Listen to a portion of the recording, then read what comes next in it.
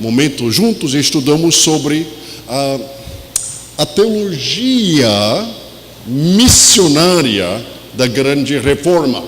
Quando eu estive aqui no mês de outubro, enfatizamos mais a disciplina chamada a teologia histórica. E nós estudamos a Grande Reforma usando a ótica da teologia de missões. Então nós passamos muito tempo estudando Lutero, estudando Calvino, o legado das igrejas da Reforma aqui no Brasil, por meio da tentativa de estabelecer uma missão dos hugonotes lá no Rio de Janeiro. Conversamos um pouquinho sobre as tentativas dos holandeses lá no Nordeste e as motivações missiológicas. E nós conversamos bastante sobre um movimento chamado pietismo. E eu falei com vocês sobre dois tipos de pietismo: pietismo luterano, pietismo reformado. O pietismo reformado chamamos o puritanismo, e o pietismo luterano chamamos normal. Lembra aquela expressão? Eu falei, pietismo luterano é o que vocês pensam que seja normal. Porque pietismo luterano infiltrou o movimento evangélico com tanta profundidade que nós temos muitos costumes. A gente nem pensa de onde vêm esses costumes. Pensa, não, os costumes são nossos. Mas nós estudamos que, de fato, os costumes são diretamente com o pietismo luterano.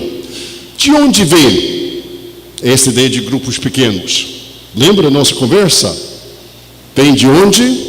Manaus, né? Bogotá, em Colômbia? Não, Herrnhut, lá na Alemanha. Isso foi o primeiro movimento moderno de grupos pequenos.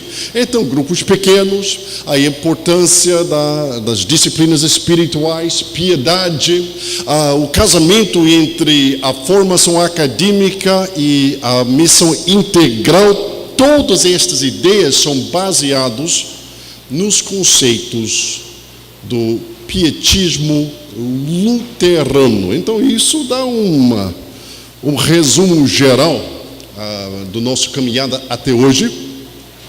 Finalizando nossa palestra de outubro, passamos 2 dias estudando a teologia de missões deste homem aqui, William Carey.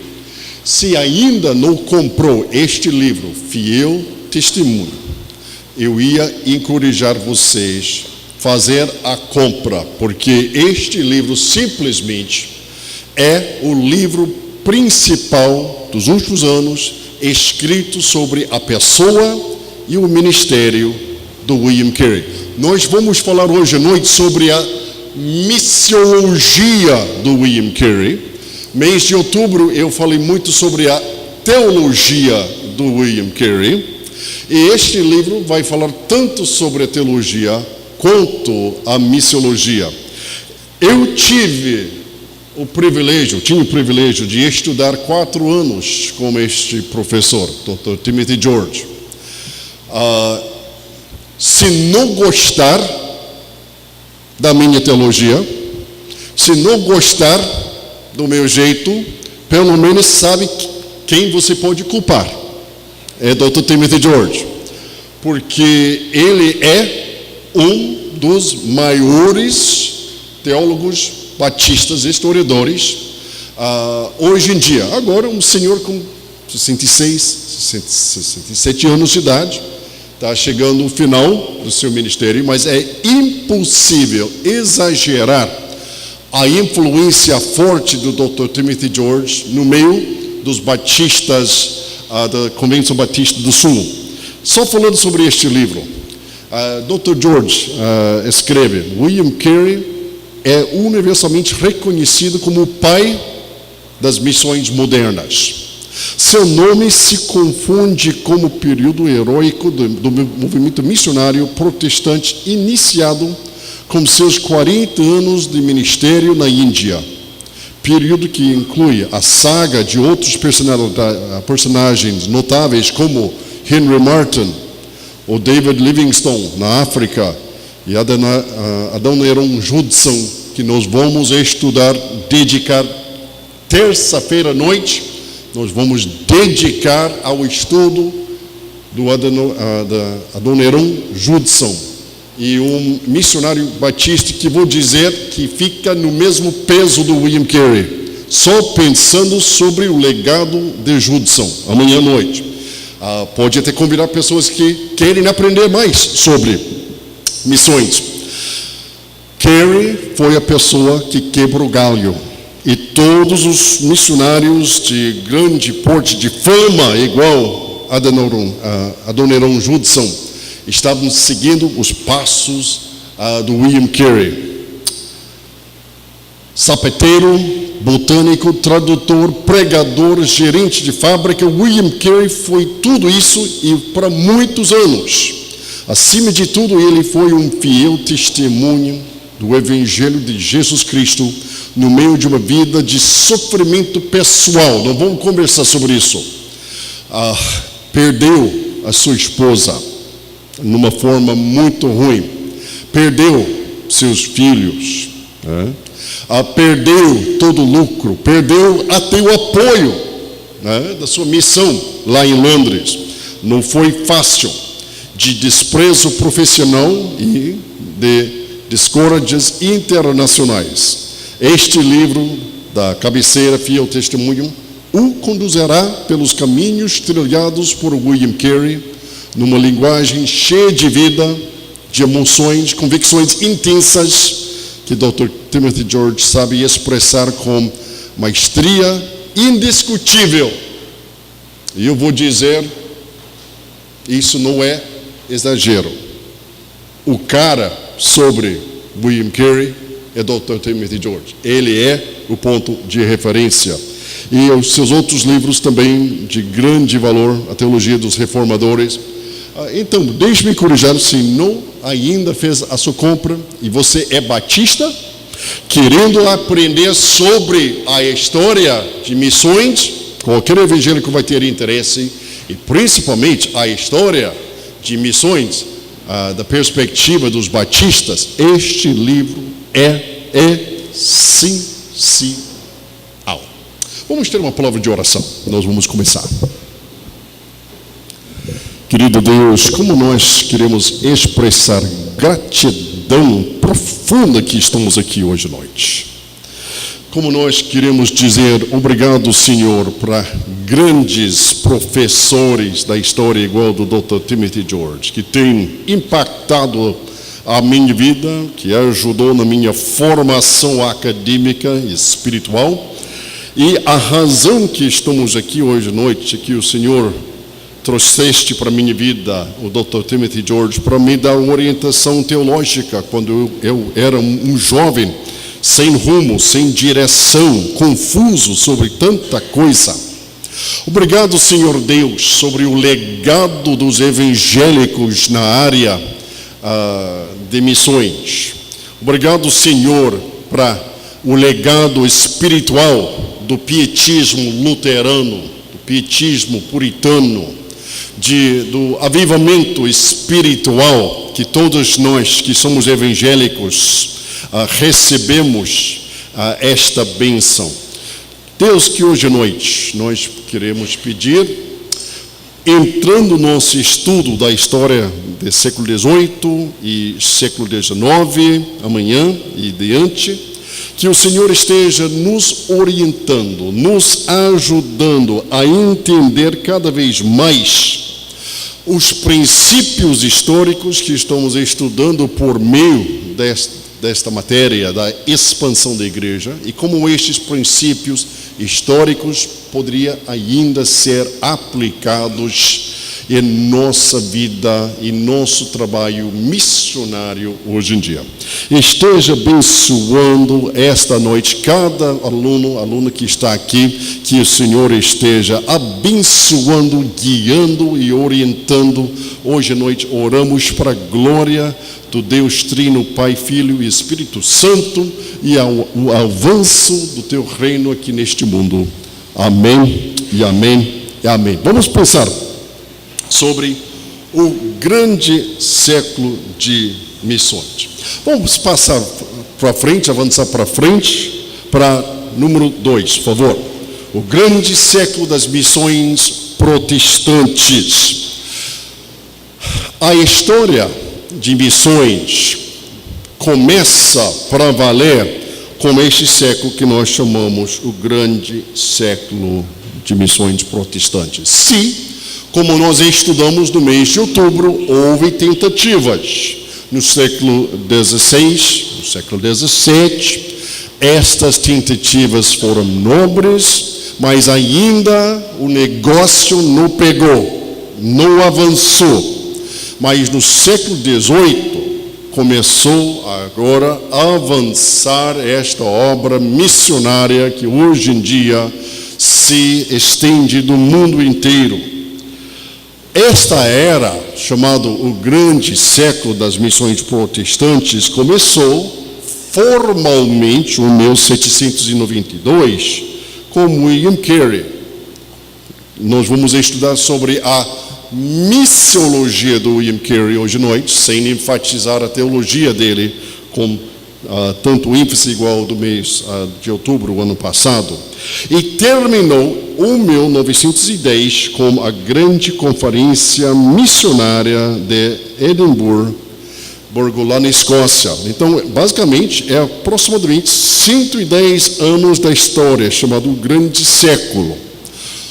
No tempo do William Carey, a fé evangélica se destacou só lá na Europa, uma porção pequena da América do Norte, uma porção extremamente pequena no extremo sul da África, e basicamente é só isso. Não houve mais a presença evangélica no mundo inteiro. 110 anos depois, 115 anos depois, a fé cristã já se tornou um movimento mundial. Já houve a presença evangélica espalhado pelo mundo, não em todos os grupos não alcançados, porque isso é uma forma diferente, mas pelo menos houve uma presença evangélica no mundo inteiro. E isso aconteceu durante 110 anos da história. Simplesmente, na história do cristianismo, nunca houve um século da expansão da fé cristã igual do século XIX, chamado o grande século. Foi durante aquele século que a fé evangélica chegou aqui no Brasil. Foi naquele momento. E de fato foi lá quase chegando ali, 60, 70, que houve uma presença até mais notável. Houve algumas tentativas do Robert Reed Calley, lá em Petrópolis, nessa região, em 1850, mas ainda não pegou bem. Pegou bem começando 70, 80, no século XIX, e agora, hoje em dia, nós temos visto resultados impressionantes. Dr. Kenneth Scott Latourette, ele é reconhecido, esse nome é reconhecido como o historiador principal da expansão da igreja. Ele falou o seguinte, ele descreveu este período como o grande século. Foi ele que deu este nome, o grande século de missões. Também chamamos o século XIX a era de missões modernas. Tudo que nós temos descrito no passado, em nossas conversas, basicamente é considerada a época antiga, mas como século XIX, estamos vendo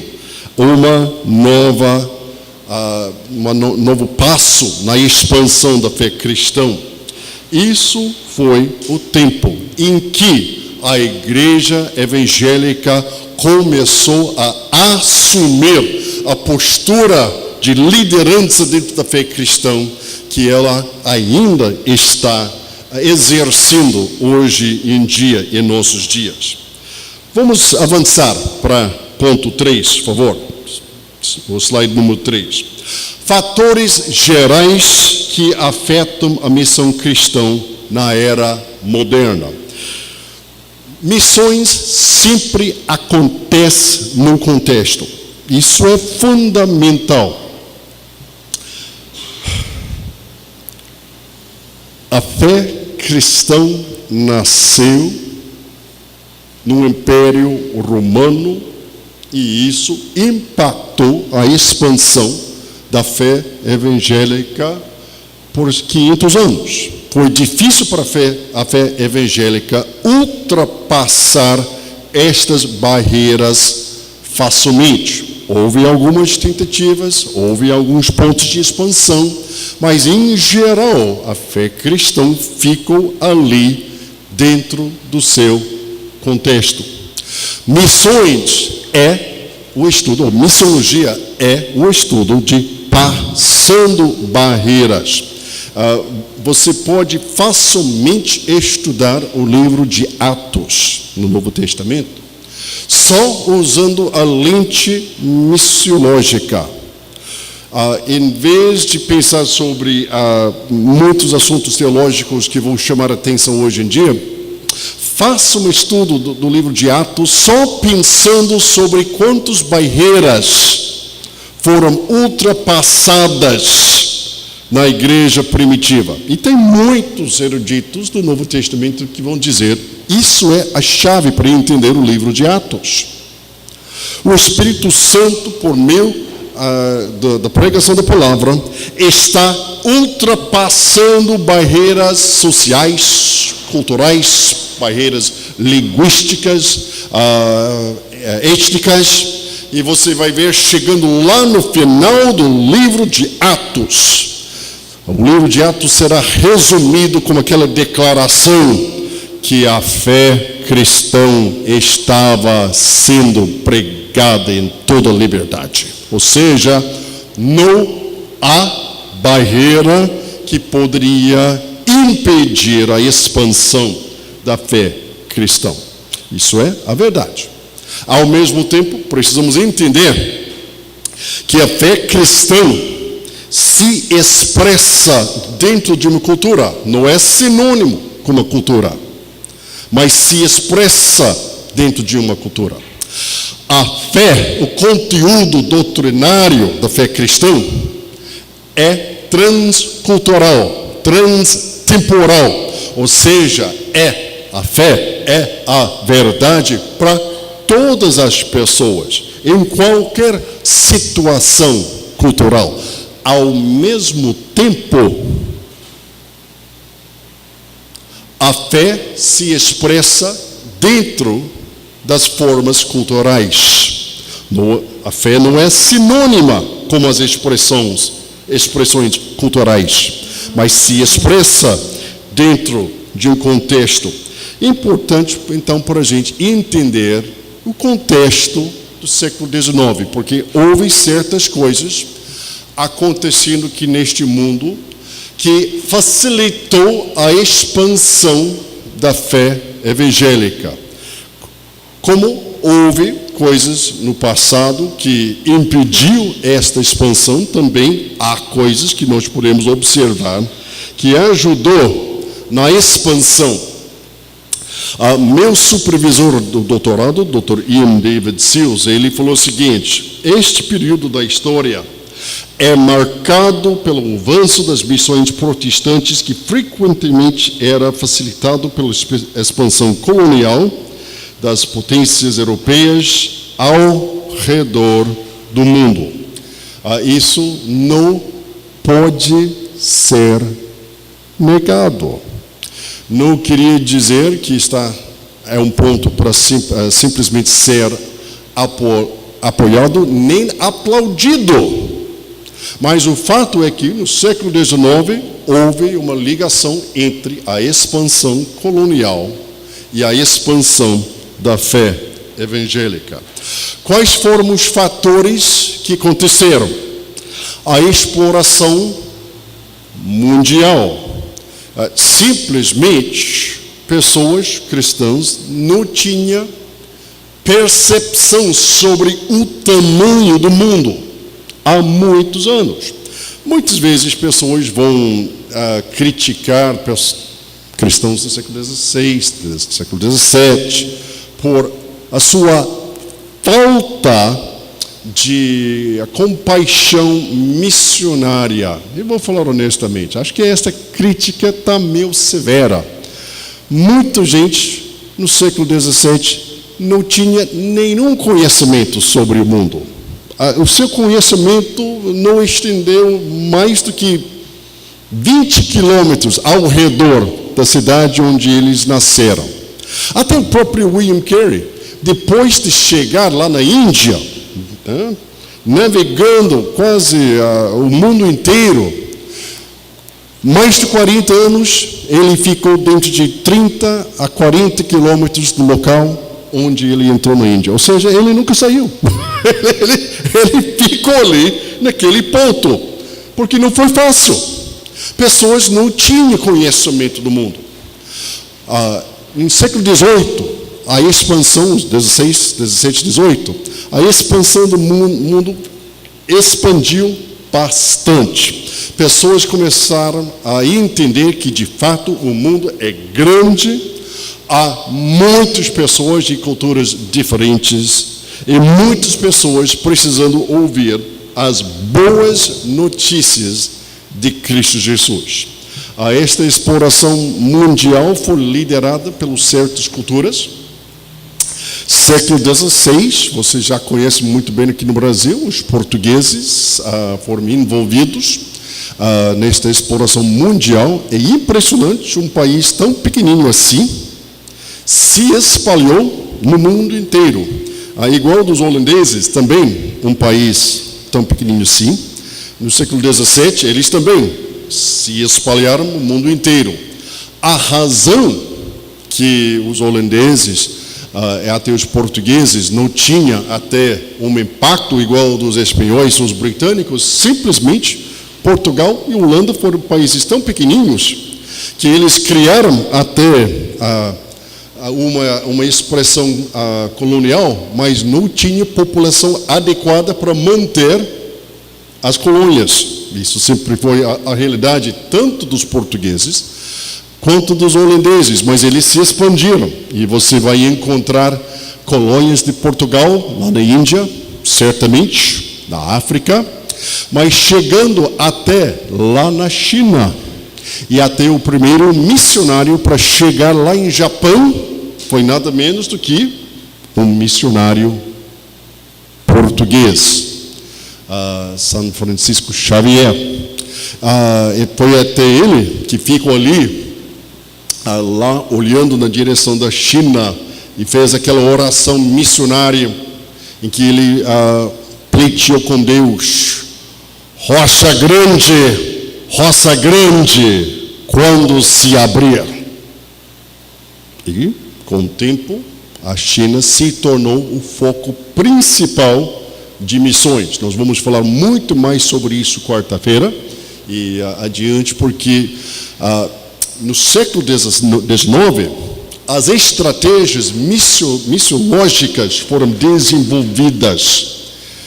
E estas estratégias, quase todos foram ligados com as tentativas de estabelecer a fé cristã na China. Isso sempre foi o grande alvo. Como nós vamos levar a fé cristã para estabelecer a igreja na China? Então, China tem um papel enorme na história da fé cristã e nas missões. Século XVII, podemos ver a expansão do reino britânico a Grã-Bretanha entrou nesta questão e continuou a se expandir no século XVI, XVII, XVIII e até século XIX. A presença britânica se expandiu até o ponto que aquele famoso ditado que o sol não baixa no Reino Unido. Isso foi até o ditado lá no início do século XX, que basicamente a presença britânica pode ser encontrada em qualquer canto do mundo. O reino foi tão grande. Você ia incluir também a presença dos franceses, que foi uma presença notável, os espanhóis no século XVI. E não esquece, no século XVIII e XIX, a expansão do Império Russo, porque o Império Russo também expandiu durante este período, levando a fé ortodoxa cristã para o interior da Ásia, o extremo oriente da Ásia, e as primeiras igrejas ortodoxas russas foram estabelecidas na Alasca no final do século XIX e no início do século XVIII, no início do século XIX. Então, exploração mundial, a expansão do comércio mundial. Isso foi o período em que o comércio começou a se expandir, por mal ou por bem. Por mal. Isso foi o período em que aquele comércio de escravos entrou ao auge no século XVII e XVIII. Foi a auge deste aspecto, mas até a exploração dos escravos da África, muitos que entraram no Brasil, no Caribe, na América Latina, nos Estados Unidos, América do Norte, todos ficaram parte de uma expansão econômica. Pode ser o produto principal aqui no Brasil, em muitos lugares aqui na América Latina, foi açúcar. Açúcar foi até o grande motivo econômico, que estava ali empurrando todo o crescimento econômico. Hoje em dia, não vou falar sobre você, eu vou dizer eu vou acordar todo de manhã e colocar um pouquinho de açúcar em cima do meu cereal matinal, botar um pouquinho de açúcar no cafezinho. 300 anos atrás, simplesmente ninguém fazia isso. Coisa doce foi coisa rara. E pode até olhar, eles vão até encontrar cadáveres de pessoas 300, 400 anos atrás, e fazendo até estudos dos dentes, e os dentes em geral foram muito bem preservados, saudáveis. Chegando ali no século XVIII, de repente, todo mundo estava precisando fazer uma visita lá no dentista, porque todos ficaram viciados com esta novidade que ninguém encontrou, chamado açúcar. Outros produtos de destaque, claro, algodão, rum, bebida alcoólica. Todos estes fatores ficaram envolvidos no comércio mundial, até chegando lá na Índia. Produtos da Índia foram altamente cobiçados no mercado britânico, que abriu até ligações comerciais ali. Então, este foi o momento que o mundo ocidental estava se expandindo, se abrindo ao mundo ao seu redor. Terceiro ponto. Educação melhorada. Educação melhorada. Não esqueça, nós destacamos o papel importante do pietismo luterano na educação lá na Alemanha. O pietismo sempre enfatizava a importância da educação. Até hoje, aqui no Brasil, as comunidades que têm maior índice de formação acadêmica, maior índice de lucro por família, são até comunidades luteranas.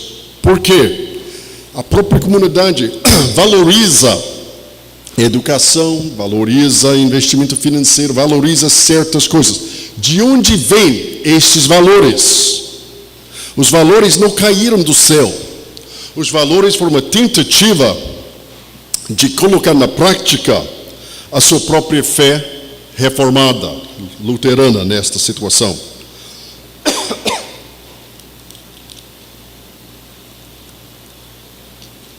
Os luteranos têm o seu legado, mas também os protestantes, os reformados também. Aqui no Brasil, certamente, a Universidade de Mackenzie, em São Paulo, tem uma reputação de muito respeito, e isso é um reflexo dos presbiterianos e a ênfase que eles enfatizaram. A Escócia, no século XVI,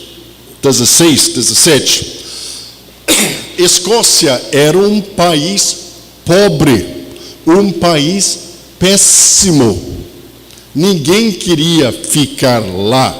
Muita gente, milhares de pessoas saíram de lá, porque eles acharam que não havia esperança. Até ao lado da maternal da minha avó, o sobrenome dela era Robertson, uma escocesa das terras altas. Ela já era alta por uma mulher forte. A família dela saiu de lá dizendo: nada mais, não há esperança. Isso foi século XVIII. Século XIX, Escócia se tornou o país que tinha maior índice de alfabetização do mundo. O que aconteceu?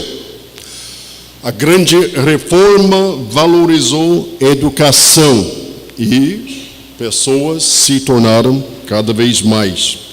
O humanitarianismo cresceu. A vida antes do século XVIII e XIX era muito cruel. Finalmente, chegando ali no século XVIII, século XIX, pessoas começaram a entender que a vontade de Deus é que pessoas sejam salvos, sim, mas também foi a vontade de Deus que pessoas não se sofrem tanto aqui neste mundo. O que nós podemos fazer para melhorar as coisas? E nós podemos ver no século XVIII, século XIX, os evangélicos sendo líderes na área de ministérios de compaixão, tanto lá na Europa, Grã-Bretanha, quanto lá nos Estados Unidos. E podemos ver, pode ser na área de educação, as maiores universidades americanas, todos foram fundados pelos evangélicos. Princeton, Harvard, Yale, Dartmouth, os grandes nomes. Quantos hospitais foram fundados pelos cristãos? Um monte de hospitais, muitos que foram fundados, sempre com esta visão que precisamos ajudar a minimizar o sofrimento de tantas pessoas. Até o grande pregador George Whitefield, muitos dizem que um dos maiores pregadores da história, ele ficou ali comprometido no estabelecimento de um orfanato no estado da Geórgia, só para cuidar crianças. Calvinismo afinado, não necessariamente modificado, e nós conversamos muito sobre isso no mês de outubro, mas este período houve até uma visão doutrinária bem clara. Eu digo a palavra afinada porque foi uma precisão, um entendimento mais claro sobre as fundações doutrinárias da fé cristã, mas não houve modificação, ou seja, as confissões do século XVI foram levadas para frente no século XVII e foram aplicados com fidelidade no século XVIII, levados para frente no século 19. A modificação doutrinária no meio evangélico só começou no mundo da língua inglesa no final do século XIX. Final do século XIX, dá para falar sobre modificação, pastor, mas antes disso, foi a tentativa de afinar, de ficar até com mais clareza, mas não dá para falar sobre a modificação substancial de qualquer doutrina principal dos evangélicos. E, como nós vamos falar um pouquinho mais agora, houve avivamento evangélico, ou seja, o primeiro grande despertamento. Este ponto é importante porque a expansão missionária é sempre ligado com despertamento espiritual. Não dá para a gente dizer que nós vamos enfatizar missões sem enfatizar a piedade. A piedade ou a vida espiritual é fundamental. Nunca houve uma expansão missionária que não houve antes uma expansão de avivamento espiritual. Que a razão, o Vini vai até mostrar para nós um livro que depois da Bíblia, claro, da Bíblia é nossa fonte de autoridade, e depois de comprar uma cópia da William Carey, Fiel Testemunha, o livro que você precisa ler e contemplar profundamente é o livro recentemente lançado pela edição de Vida Nova, tá certo? Chamado Afeições Religiosas. Afeições Religiosas. Eu vou dizer que há poucos livros, obrigado, está ali. Há poucos livros mais importantes. Quais são os livros mais importantes? Cidade de Deus, de São Agostinho, tá bom, é mais importante. Os Institutos da Religião do Calvino, tá tudo bem, tá mais importante. O comentário de Gálatas do Martinho Lutero, está tudo bem, quem sabe é mais importante. Mas eu vou dizer, não há muitos livros mais importantes do que este livro aqui. Porque este livro fala sobre a natureza de uma experiência religiosa que é real. Este livro foi escrito durante o calor, o interesse espiritual do primeiro despertamento. Houve esta explosão de interesse espiritual. Todo mundo, de repente, falando de Cristo Jesus. Todo mundo tendo experiências religiosas. E no início foi super legal, porque, de repente, essas igrejas vazias, essas igrejas lentas, essas igrejas que estavam dormindo em Sião, despertou, houve esta vida. Mas você já sabe, quando o Espírito Santo está trabalhando, de repente o inimigo da obra do Senhor começa a trabalhar também, e neste primeiro grande despertamento houve até manifestações enganosas de espiritualidade cristã. Este livro trata da questão: o que é uma verdadeira experiência do Espírito Santo em Cristo Jesus para a glória de Deus. Eu creio no meu coração, se nós tivéssemos mais leitura da Bíblia, depois disso, este livro aqui no Brasil, teria muito menos conflito entre carismáticos e não carismáticos. Uma vez, um amigo meu, de uma igreja carismática, ele, sentindo liberdade de falar comigo, falou: bom, eu vou dizer que eu fui criado para dizer que batistas não creem no Espírito Santo. Eu pensei, interessante. Eu nunca ouvi um pastor batista que negou a doutrina do Espírito Santo. Mas por que você pensa, bem, por que você não enfatiza isso e não enfatiza aquilo? Eu perguntei a este jovem: você já fez uma leitura das afeições religiosas do Jonathan Edwards? Não, nunca fiz. Faça uma leitura deste livro, depois pode voltar e conversar se os evangélicos históricos creem sim ou não no Espírito Santo. Acho que você vai ficar surpreendido. Ele abraçou aquele desafio, voltou e falou: puxa, pastor, realmente, vocês acreditam? Eu falei: não falei? O que nós acreditamos é que uma experiência precisa ser verdadeira. Não é qualquer experiência que presta, nem qualquer experiência que serve. Mas este livro é um livro que vai ajudar você a entender a natureza de uma experiência verdadeira com Cristo Jesus, no poder do Espírito Santo, para a glória de Deus. Por que eu estou enfatizando isso? Vamos avançar para o 4, por favor. Porque foi neste momento que o primeiro grande avivamento aconteceu. Com o declínio do pietismo no século XVII, Europa e as colônias entraram num declínio espiritual muito severo. Foi um declínio espiritual em todos os sentidos. Todos os sentidos. Doutrina. Muitas vezes as pessoas vão me perguntar, falando sobre os batistas, o Marcos, os primeiros batistas não era calvinista, tá certo? Então nós somos descendentes dos primeiros batistas não calvinistas? E a minha resposta sempre é não.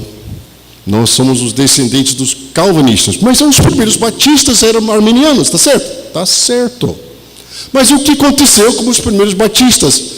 Para que você possa dizer que nós não somos descendentes deles, se eles foram os primeiros.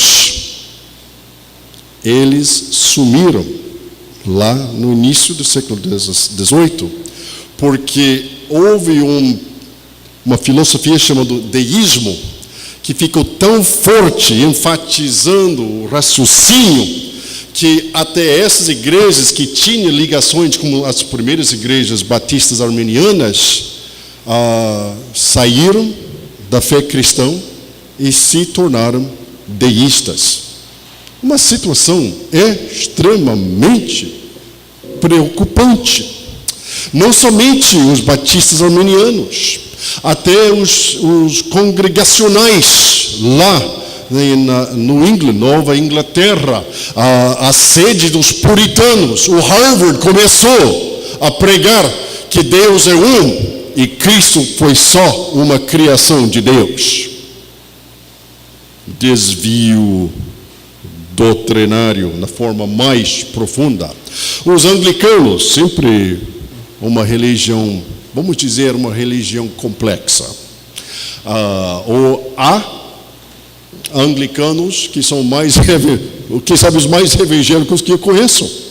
E há anglicanos que, de vez em quando, a gente pensa, será que a pessoa é cristão ou ateu? E muitas vezes é difícil até perceber a diferença. Porque a fé evangélica tenta englobar todas as perspectivas dentro da guarda-chuva da fé evangélica. Então tem até uma ala evangélica que é extremamente forte. John Stott, J.I. Packer, pessoas deste peso, o Gerard Bray, lá em cima tem no livro dele, os melhores evangélicos. Tem outros aqui neste lado que são basicamente ateus ainda, usando a linguagem religiosa. Tudo dentro de uma igreja. Naquele período do século XVIII, este lado aqui estava crescendo cada vez mais com esse deísmo, pessoas negando a fé, até as coisas mais básicas da fé cristã. Então, em termos de doutrina, a situação realmente era crítica. Ao mesmo tempo, a situação ética estava péssima.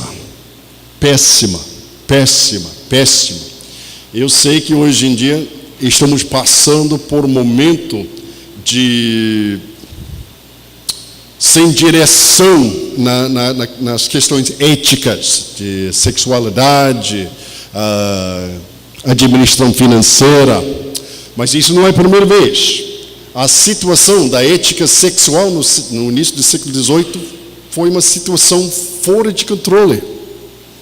Fora de controle.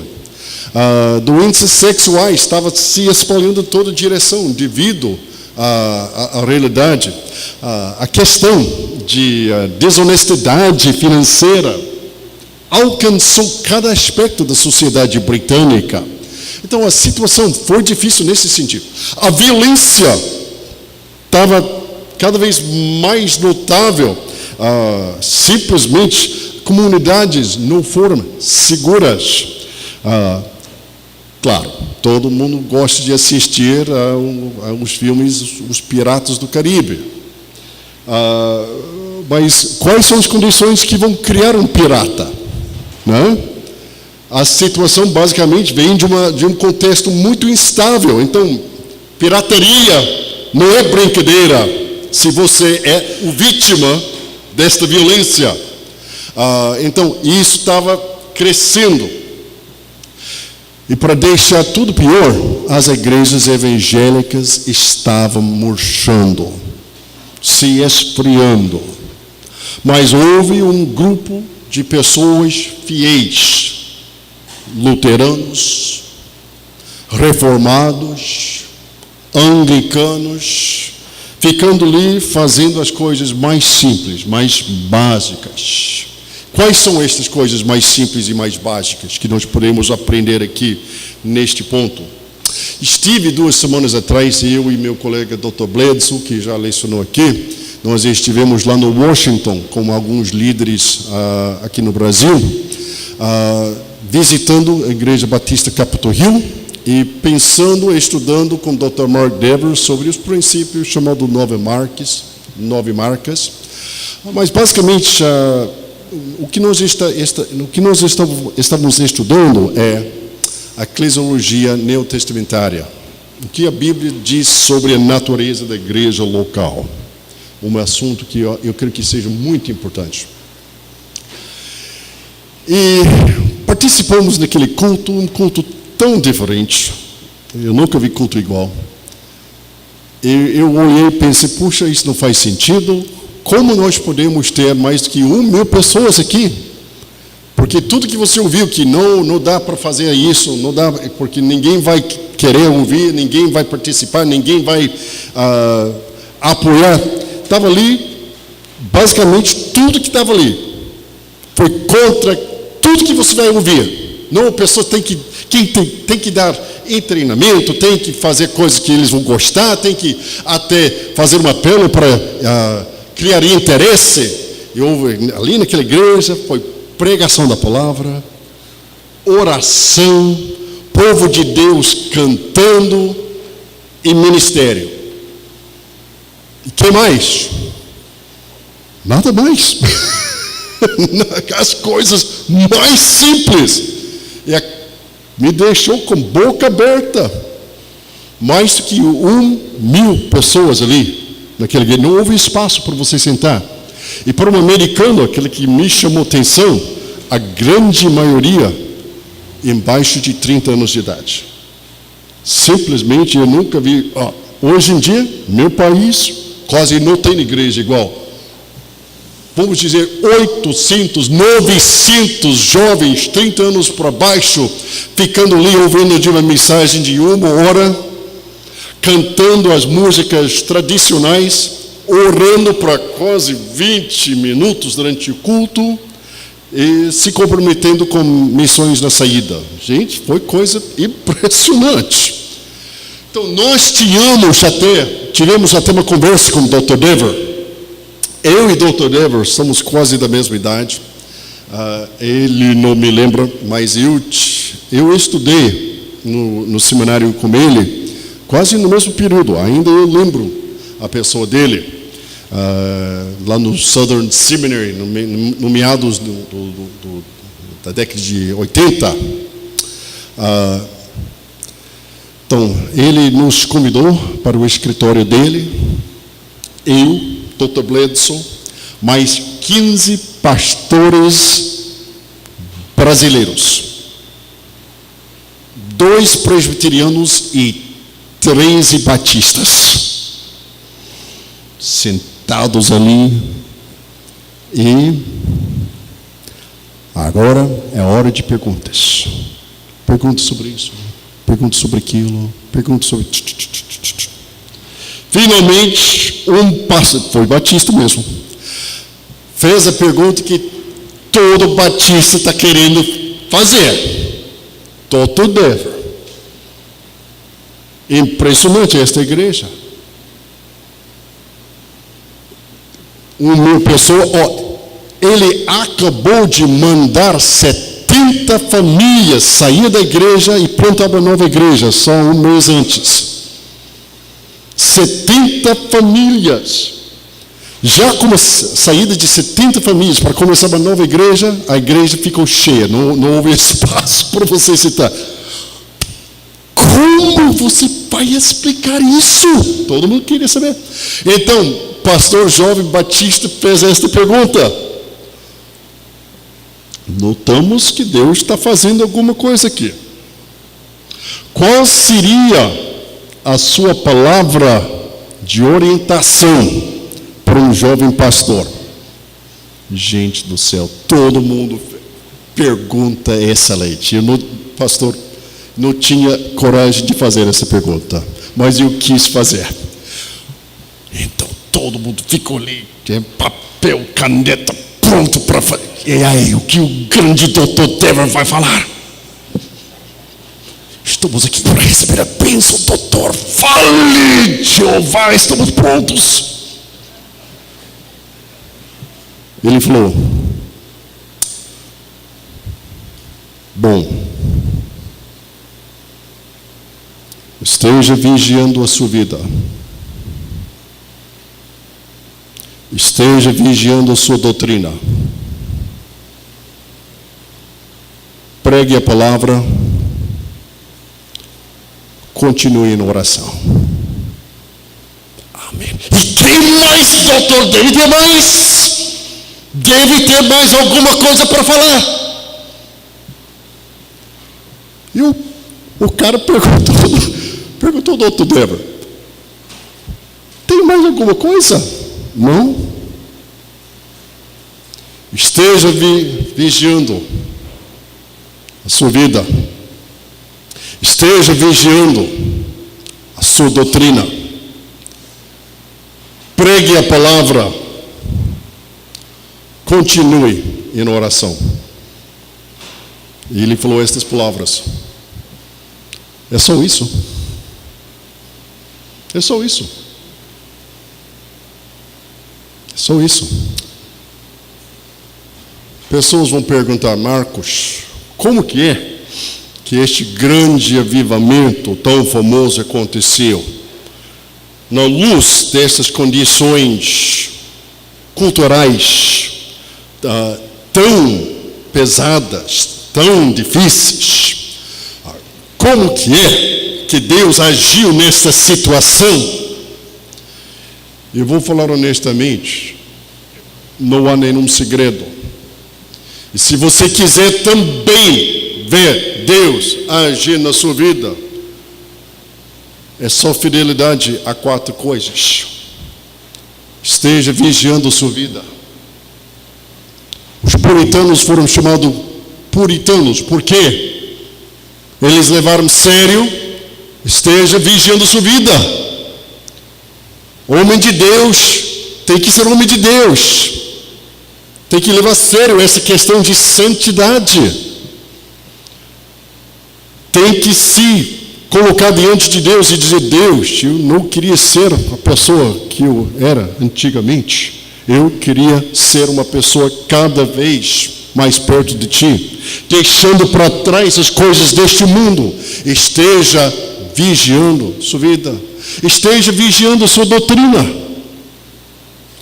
A grande reforma foi a reconquista da doutrina bíblica da salvação. Seja fiel. Seja firme na sua doutrina. E pregue a palavra. Pregue a palavra. Pregação expositiva. O povo de Deus está morrendo devido à falta de alimentação espiritual. Pregue a palavra. Esteja constantemente em oração.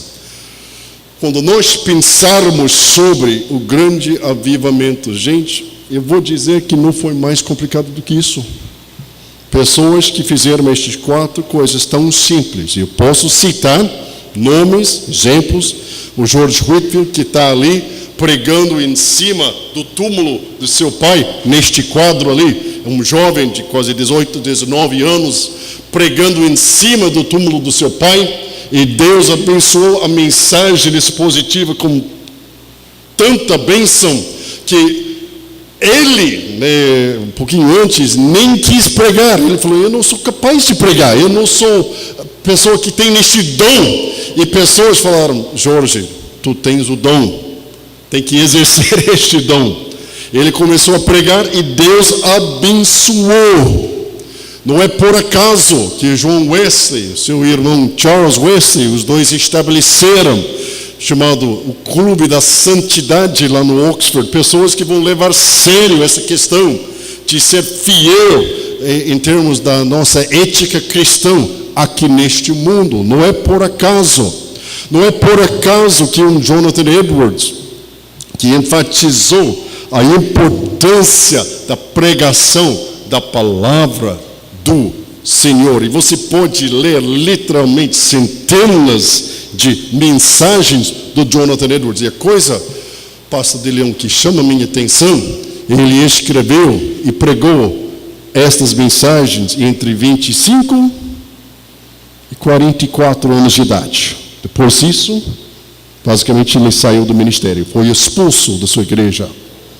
Então, isso não foi um homem velho pregando, não, foi um jovem pregando as mensagens. Até hoje nós vamos estudá-los dizendo, puxa, isso é uma compreensão profunda da palavra de Deus. Prega a palavra, esteja em oração, porque a obra do Senhor avance por meio desta oração e o poder do Espírito Santo. Nós vamos até 8:30, deixe-me só destacar mais um resultado missionário que vale a pena para a gente enfatizar. Então, o avivamento do século XVIII, não houve coisa diferente do que o mover do Espírito Santo no século XVII, porque a mesma doutrina estava sendo pregada, não houve uma diferença. A diferença foi tantas pessoas sendo impactadas pela fidelidade simples do povo de Deus. Santidade, doutrina séria, evangélica, pregação expositiva, vida de oração. Século XVIII, podemos ver isso explodir, mas os princípios ainda foram tão simples assim. Então, já no século XVII, podemos ver os primeiros avanços missionários. E é interessante para a gente notar isso, porque vai nos ajudar a entender um pouquinho da nossa história aqui no Brasil também. Porque essa tendência, eu estou destacando missões da perspectiva evangélica, eu poderia falar a mesma coisa sobre missões na perspectiva católica, porque muitas estratégias usadas foram iguais entre os evangélicos católicos no século XVII. Eu não estou falando sobre doutrinas, agora eu estou falando sobre estratégias missiológicas. Vamos pensar um pouquinho sobre missões aos índios norte-americanos e a pessoa do Dr. John Eliot.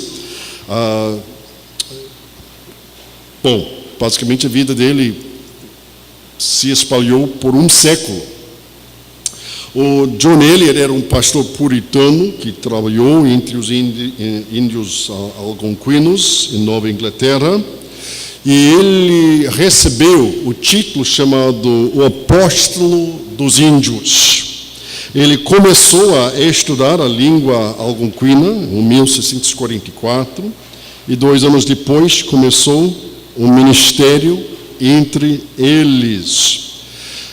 Interessante, o que ele fez foi a coisa mais simples que cada missionário faz. Lembra quando nós estudamos sobre a Grande Reforma e os 5 solas? Eu fiz o argumento, e eu vou manter o argumento, que o movimento missionário é nada menos do que fidelidade aos 5 solas, levando estes 5 solas transculturalmente para outras pessoas. A primeira coisa que o Eliot fez, ele aprendeu um idioma extremamente difícil, um idioma deste tribo, e depois disso ele começou a pregar. Lembra? Lutero, em primeiro lugar, era um pregador. Calvino, em primeiro lugar, era um pregador.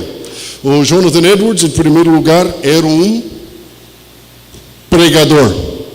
E um missionário, em primeiro lugar, precisa ser um pregador. Eu gosto de ensinar, vocês sabem disso. Eu gosto de ensinar. Gosto de passar esses dias aqui. Mas quando puder pregar, eu vou pregar. Porque, em primeiro lugar, é a pregação da palavra. Isso é fundamental. Então, o Eliot estava ali trabalhando numa situação em que ele estava querendo alcançar estas aldeias ao redor destas colônias inglesas lá, e ele aprendeu este idioma tão difícil, tão única. E a estratégia interessante para ele foi aquele ponto ali. Em 1771, reuniu 1.100 índios convertidos em 14 aldeias de oração. Vamos passar um pouquinho mais para frente aqui, porque isso é chamado a estratégia da extração. A estratégia da extração. Para entender a história do Brasil e de missões católicas aqui no Brasil, tem que entender esta tendência histórica que começou no século XVII.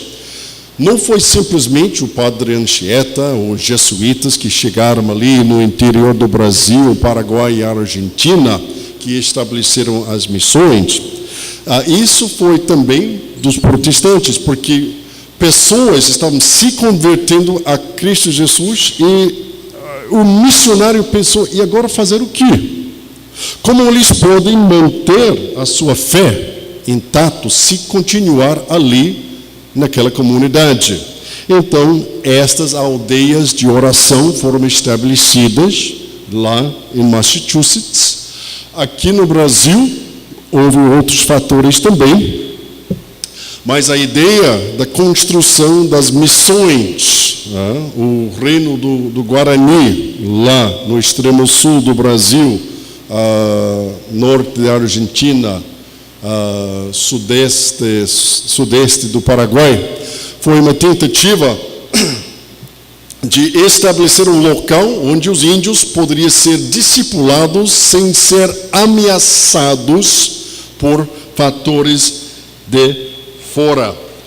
Então, o pensamento do John Eliot, depois de aprender o idioma, pregar a palavra, evangelizar as pessoas, foi de tirá-los do seu contexto e estabelecer essas comunidades. O Eliot os extraiu de suas comunidades para os proteger. Isso foi o pensamento dele. Foi o mesmo pensamento dos jesuítas. Eu sei que as críticas sempre vão tirar as piores motivações de pessoas, dizendo que sempre fosse uma questão de desejar, de abusar e levar vantagem das pessoas. Não vou questionar que abuso aconteceu. Eu sou reformado na minha teologia, então eu creio em pecado. Então, certamente, pessoas podem destacar casos em que a autoridade foi abusada. Eu não vou questionar isso, certamente aconteceu. Mas também não descreve tudo o que aconteceu, porque provavelmente houve pessoas que tentaram fazer o que eles acharam que fosse o melhor para as pessoas. Então, essas aldeias de oração foram povoadas exclusivamente por cristãos. E foi uma tentativa de proteger os novos cristãos destes desafios. Antes de chamar o pastor, eu vou colocar ali, vamos avançar mais um, porque eu tenho algumas perguntas. Quem sabe nós vamos até no retorno. Deixe-me fazer uma leitura desta pergunta e vamos até conversar um pouquinho sobre isso e o legado do John Eliot. Como um missionário pode manter o equilíbrio entre a necessidade de segurança do novo cristão e a propagação do evangelho numa sociedade hostil? Esta pergunta é relevante. Não pense que não seja relevante. Quantos cristãos sirianos estão chegando aqui no Brasil hoje em dia?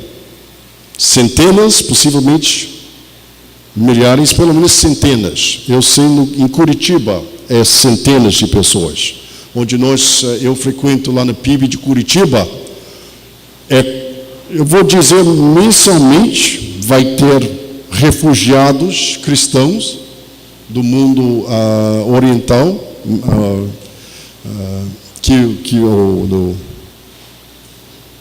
o meio leste, que vão chegar ali dizendo que nós estamos fugindo para nossas vidas. Como nós vamos proteger cristãos que estão sendo perseguidos?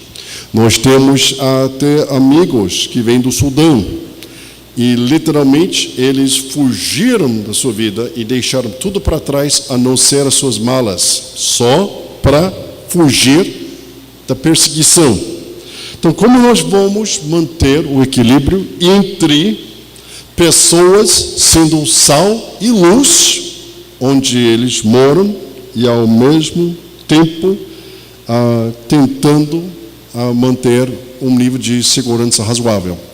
Encerrando este ponto, eles dizem na Somália,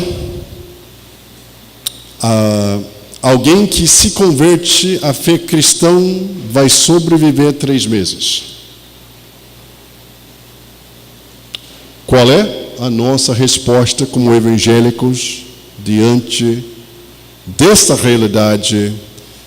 Se contemplar isso, acho que nós vamos repensar que, quem sabe, Padre Anchieta e John Eliot não foram tão confundidos como muitos vão dizer hoje em dia, porque é um desafio. Como nós vamos proteger novos cristãos dentro de uma cultura hostil? Nós vamos retornar. Não há nenhuma resposta correta, mas é bom para a gente pensar sobre as questões, porque isso é o propósito da missiologia.